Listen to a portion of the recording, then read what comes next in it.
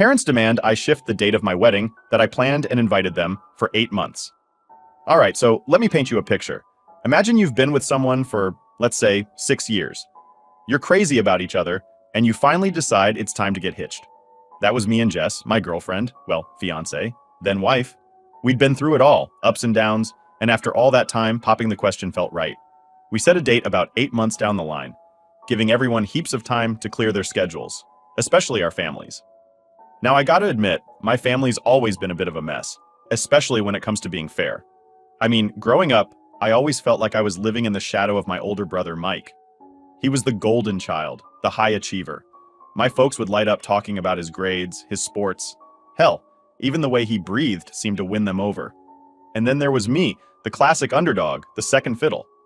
I guess you could say I got used to it, but it always stung a bit, you know? So when we told everyone about the wedding, I was kind of tense about how it would go down with my folks. But to my surprise, they seemed genuinely excited. They even started giving me advice on planning the wedding, and man, it felt good. Like maybe things were turning around. Fast forward to about 4 months before the big day, and Jess and I are deep into planning mode. Venue booked, caterer lined up, DJ sorted, the works. It was shaping up to be the kind of cozy, intimate wedding we'd always wanted. Then, about a month before the wedding, we sent out the official invites. We had already given everyone the heads up, so this was just the formal bit. That's when things took a weird turn. My parents call me up and I can tell right off the bat something's off. They're all hesitant and awkward, which isn't like them at all. Turns out they had some big news. Yeah, the kind of news you know you won't like. Apparently, my brother, the star of the family, had landed some massive deal at work, a real high flyer move. And as a celebration, he'd planned a surprise family trip to Australia. Yep, kangaroos, koalas, the Great Barrier Reef, the whole shebang. Here's the kicker. The trip was scheduled right over the week of my wedding. I mean, what are the odds, right? So there I am on the phone trying to process this. My folks are going on about this amazing opportunity, how it's all expenses paid by Mike's company, and how it's a once-in-a-lifetime kind of thing. Then, the real bomb drops. They're actually considering going on this trip instead of coming to my wedding. They even had the guts to suggest maybe I could, postpone the wedding, just push it back a few weeks so they can do both. I wish I could tell you I handled it cool, but I was boiling inside. All those years of being second best, and here we were again. But you know what? I played it cool. Told them I'd think about it. But between you and me, there was no way Jess and I were postponing. We'd planned everything to a T. People had already made arrangements, and the venue was booked and paid for. The next few days were rough. I talked to Jess about it, and she was super supportive. She knew all about my family dynamics and told me straight, it's your day, and those who care will be there. That stuck with me. So we decided we weren't budging. The wedding was happening no matter who showed up. Time ticked on, and the tension was kinda eating at me. I kept thinking about all the family gatherings where Mike was the star, and I was just there, always in the background. It hurt, not gonna lie. Part of me wanted to confront them, tell them how selfish they were being. But another part of me wondered if it was even worth it. Like, would they even get it? Or would it just be another scene out of the many where I came out feeling like the villain? A week before the wedding, my decision was made. We were going forward, with or without them. All right, so after deciding not to postpone the wedding, I thought that was it. Like, I figured the worst part was over and now I could just focus on getting married. But nope, turns out there was more drama waiting to unfold. Let me take you back to the moment when I first realized my family wasn't going to be there. I mean, I kind of knew deep down after that whole Australia thing, but it didn't fully hit me until the night before the wedding.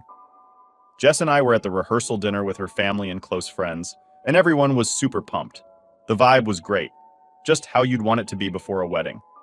But then I started noticing all the little things, like how Jess's family was there in full force, and how they were making jokes, reminiscing about when Jess was a kid, talking about how they couldn't wait for the big day.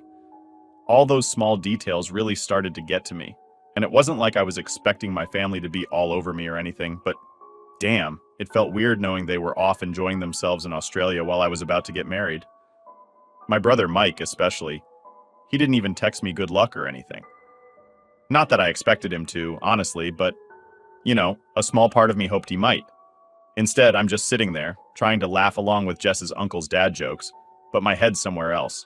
Then, Jess's dad pulls me aside. Now I love this guy. He's been nothing but great to me since day one. He's the type of guy who gives you a beer and wants to chat about life. None of that fake small talk stuff. He looks at me, real serious, and says, "You all right, kid? You've been kind of quiet tonight." And I was like, "Yeah, I'm good. Just a lot on my mind, I guess." He nods, because he's the kind of guy who just gets it, without me having to explain everything. But then he hits me with this. "You know, it doesn't matter who's not here tomorrow. The only people that matter are the ones who are there." Man, that hit me hard. It wasn't anything profound or poetic, but it was exactly what I needed to hear in that moment. I knew he was right. Still, part of me couldn't shake that nagging feeling that something was missing. I didn't say anything to Jess about it, though. No way was I going to let my family's screw-ups ruin her night, or the wedding for that matter. So fast forward to the day of the wedding. It's about an hour before the ceremony, and we're getting ready. I'm standing in front of the mirror, fixing my tie for the 10th time because my hands were shaking like crazy. Not from nerves about marrying Jess, but more from this weird sense of emptiness. It's hard to explain. Like, on one hand, I'm about to marry the love of my life, but on the other, it felt like my own family couldn't care less. And that's when I get a text from my mom. I hadn't heard from her since the call where she basically asked me to delay my wedding. I wasn't even sure if I wanted to open it, but curiosity got the best of me. It was some long-winded message about how they were having an amazing time in Australia, and she hoped everything was going well with the wedding. She even threw in a "wish we could be there" at the end, as if that somehow made everything okay. I remember staring at my phone, feeling a mix of anger and disappointment. Like, did they really not get it? Did they not understand what it meant to me to have them there? Or did they just not care? I put my phone away, trying not to think about it too much, but you know how it is. Once it's in your head, it's hard to shake. I kept running through all the years growing up, how they always put Mike first. It was like one big highlight reel of my parents bending over backward for him and making me feel like an afterthought. Every birthday, every holiday, every family event, it always came back to Mike. And now, here I was, on the biggest day of my life, and they were doing it again. Jess's brother Dave came into the room a few minutes later, all smiles. He's a good dude, and I was grateful to have him as one of my groomsmen. He was talking about how everything was set and how excited he was. But I wasn't really paying attention. I was too lost in my head.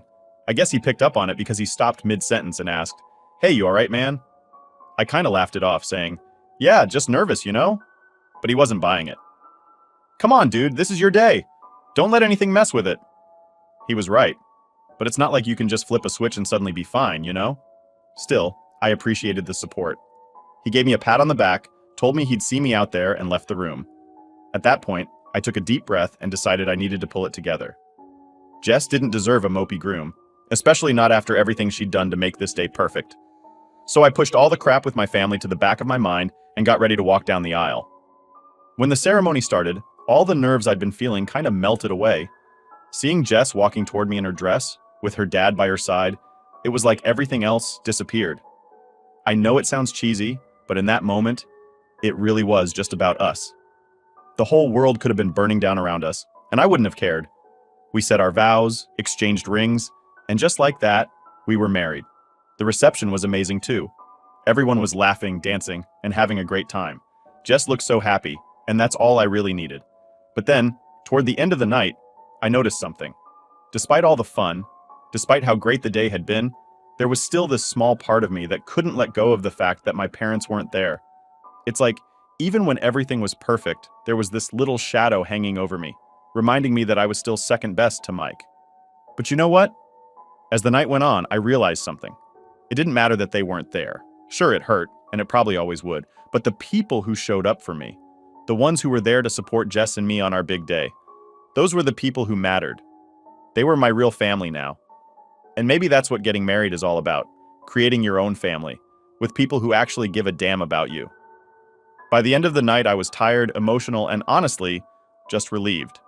It had been one hell of a day, and despite everything with my parents, I knew I'd made the right choice. So, after the wedding was done and dusted, I thought things would finally settle down. Like, okay, my parents ditched my wedding for a vacation with my brother, but I'd gotten through it, right?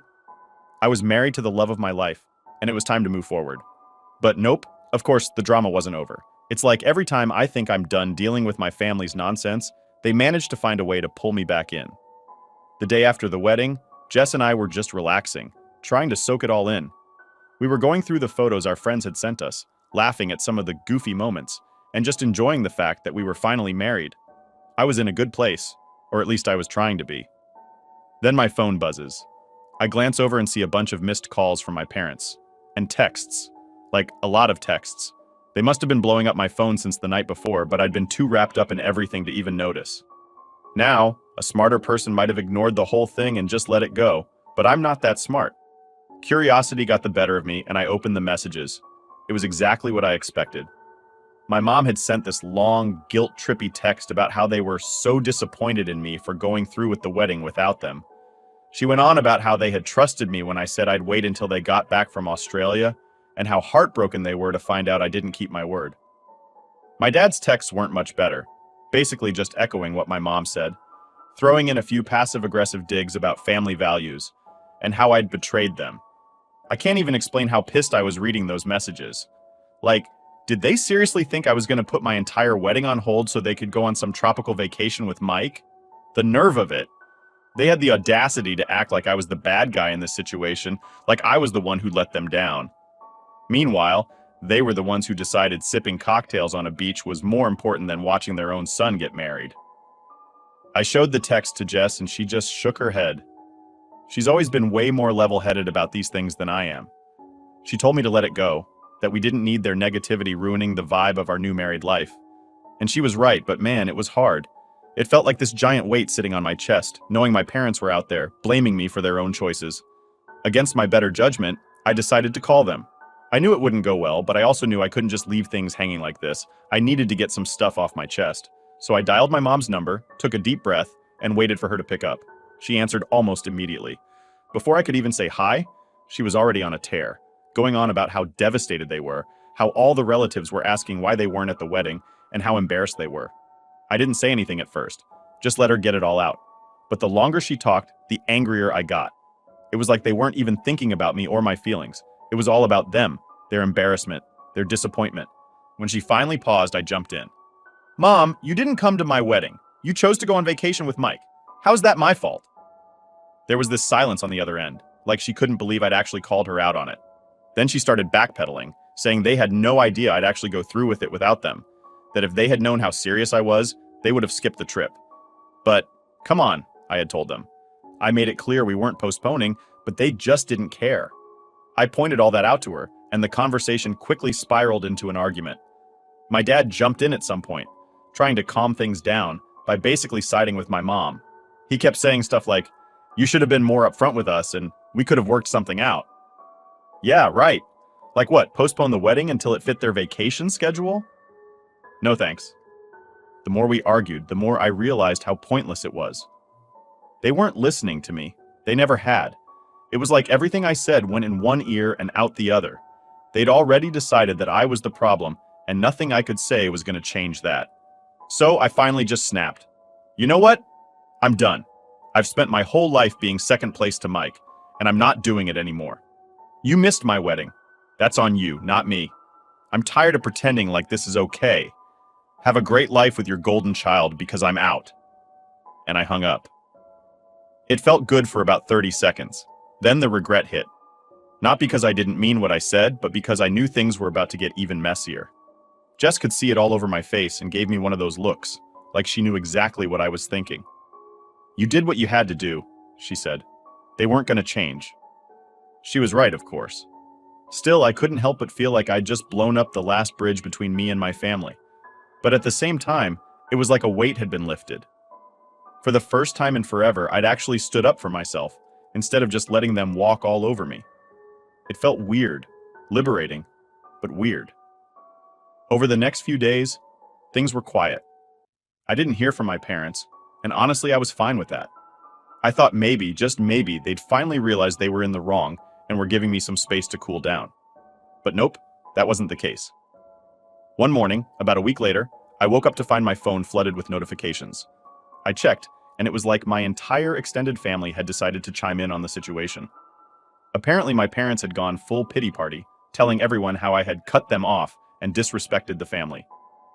My inbox was full of messages from aunts, uncles, cousins, you name it, all giving me their 2 cents about how I needed to apologize and make things right. That's when it hit me. My parents weren't going to change. They were never going to see things from my perspective. In their eyes, I'd always be the troublemaker, the one who never lived up to Mike's standards. And now, they were dragging the whole family into it. So I did what I probably should have done a long time ago. I muted the group chat, blocked my parents for good, and decided that from now on, I was going to focus on the people who actually cared about me. Jess, her family, my friends, they were the ones who had my back. And honestly, that was enough. This whole thing had been a wake-up call. I didn't need my parents' approval, and I sure as hell didn't need their drama. From here on out, I was going to live my life on my terms, and if they couldn't handle that, well, that was their problem, not mine. So, after everything that happened, I figured it was time to just move on. I'd said my piece, I'd told my parents exactly how I felt, and for the first time in my life, I wasn't just sitting there, taking their crap. I was done being second place to Mike, done letting them push me around like my feelings didn't matter. I blocked them, muted the family chat, and honestly, for a few days it felt like things were going to be fine. I had Jess, we were married, and it felt like we could finally start this new chapter in our lives without all the extra baggage. Or so I thought. But here's the thing. Just because you've decided to cut ties doesn't mean the other person's gonna let it go. And my parents? Yeah, they definitely weren't gonna let it go.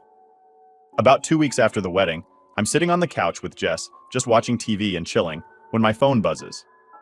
It's a number I don't recognize, so I ignore it.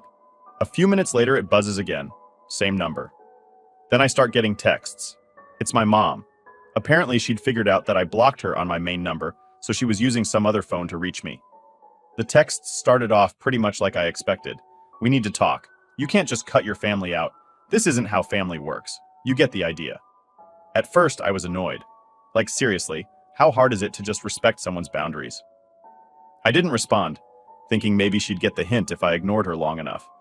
But nope, she kept texting, and each message was more dramatic than the last. She started throwing in stuff like, "You're breaking your father's heart, and your brother misses you." Yeah, sure. My brother misses me about as much as I miss getting kicked in the head. Jess saw the look on my face and asked what was going on. I handed her my phone, and she just sighed. "You know they're not going to stop, right?" she said, and I knew she was right. My parents have this way of turning everything into a huge deal when they don't get their way.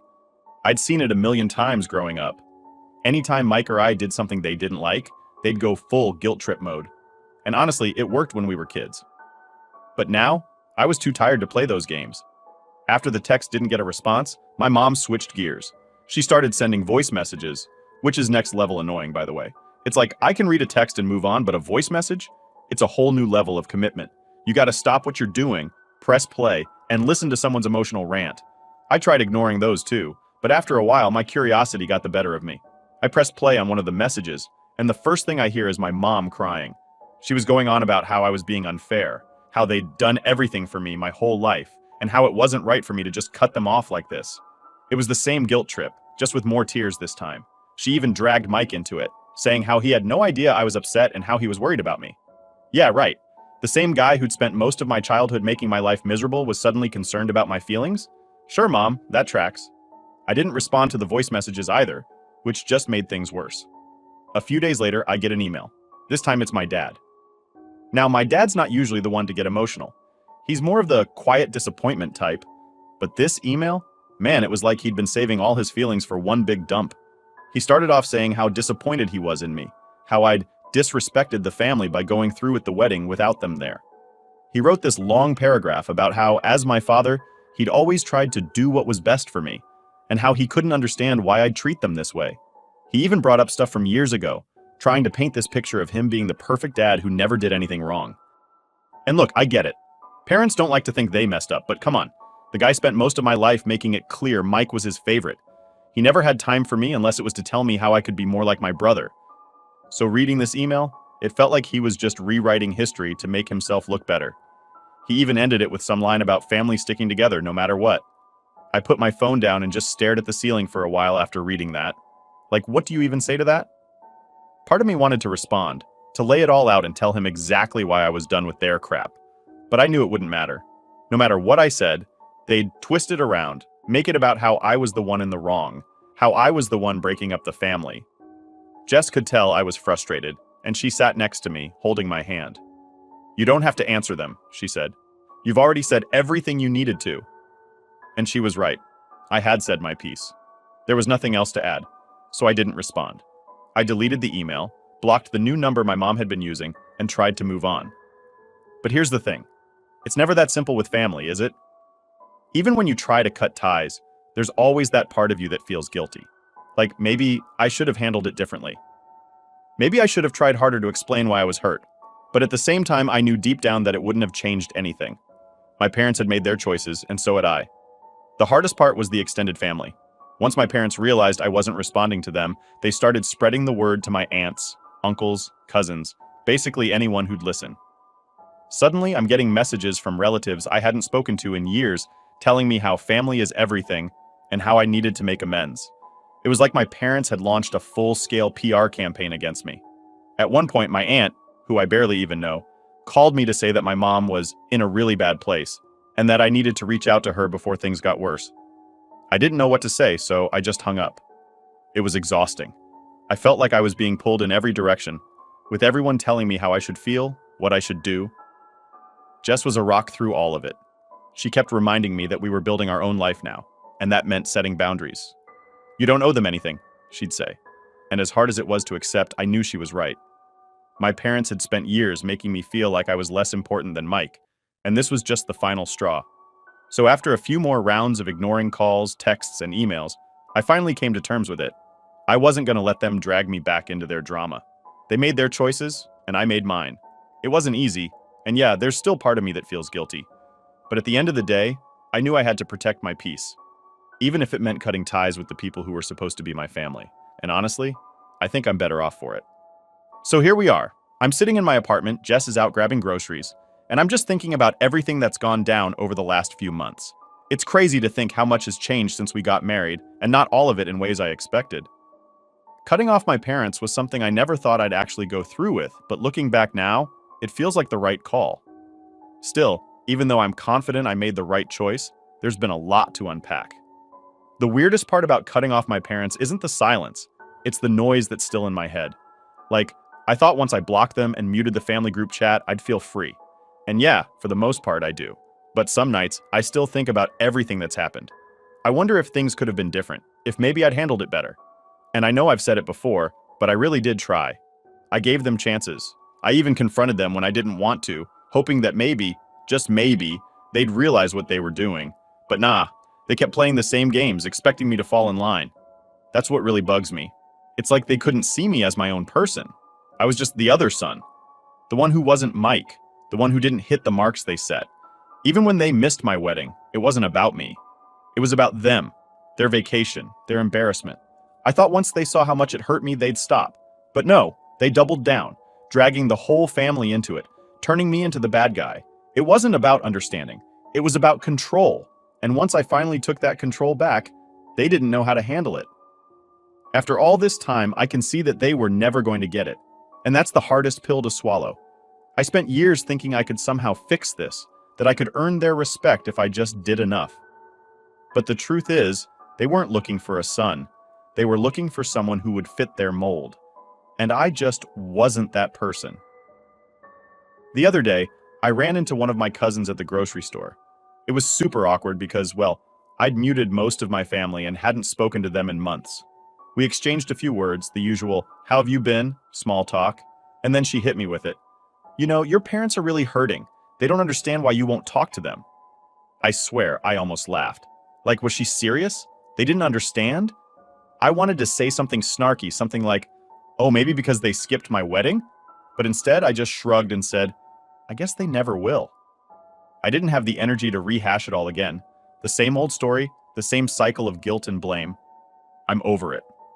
After that, I told Jess about it, and she asked me if I felt bad about how things ended. I thought about it for a while. And you know what? Yeah, part of me does feel bad. Not because I think I'm wrong, but because this is my family. It's not like I wanted things to end like this. Who grows up thinking they're going to cut off their own parents? But at the same time, I know it's what needed to happen. I couldn't keep letting them drag me down, especially not when I'm starting a new chapter in my life. Speaking of new chapters, Jess and I finally went on our honeymoon. We delayed it at first because of all the drama, but after things settled down, we decided it was time to just get away for a bit. We went to this little cabin up in the mountains, far away from everything and everyone. No cell service, no distractions, just us, a fireplace, and a stack of board games we barely touched because we spent most of our time talking. Being up there with Jess, away from all the noise, gave me a lot of clarity. We talked about everything, our future, where we want to live, maybe having kids someday. And for the first time in a long time, I felt like I wasn't carrying the weight of my family's expectations on my shoulders. I was just me. It was freeing in a way I can't really describe, but it made me realize that this, right here, is what I need to focus on. My relationship with Jess is everything now. She's been my rock through all of this, and I don't think I'd have gotten through it without her. When I'm with her, none of the other stuff matters. The drama, the guilt, the endless cycle of disappointment, it all fades away. And that's when it hit me. This is what family's supposed to be. It's not about who you're born into. It's about the people who stand by you, who actually give a damn about your happiness. I don't know what the future holds with my parents. Maybe one day we'll talk again, or maybe this really is the end. Honestly, I'm not in a rush to figure it out. Right now, I'm focused on building the life I want with the people who matter most. And if that means cutting off the people who've caused me the most pain, then so be it. But here's the thing. I'm not angry anymore. I thought I would be, but I'm not. I'm just tired. Tired of the constant struggle for approval that was never going to come. Tired of feeling like I had to choose between being true to myself or making my parents happy. Now, I choose me. And that's a choice I'm finally okay with. It's funny. I always thought cutting ties would be this big dramatic moment, but it wasn't. It was a slow, gradual process. Little by little, I realized I didn't need their validation anymore. And when I finally blocked them, it wasn't some grand act of defiance. It was just the next step, a necessary one. Now here I am, sitting in this apartment, waiting for Jess to come home so we can cook dinner together. It's the simple stuff like this that makes me happy. Not grand gestures, not approval from people who don't really care about me, but just living my life, on my terms, with the person I love. And that's enough. I don't know what's going to happen next, but for the first time in a long time, I'm okay with that. Whatever comes, I know I can handle it. And that's a pretty damn good feeling. So yeah, that's my story. Thanks for sticking with me through all of this. If there's one thing I've learned, it's that family isn't about blood. It's about who's there for you, who shows up when it matters. And I'm lucky enough to have that, even if it's not from the people I thought it would be.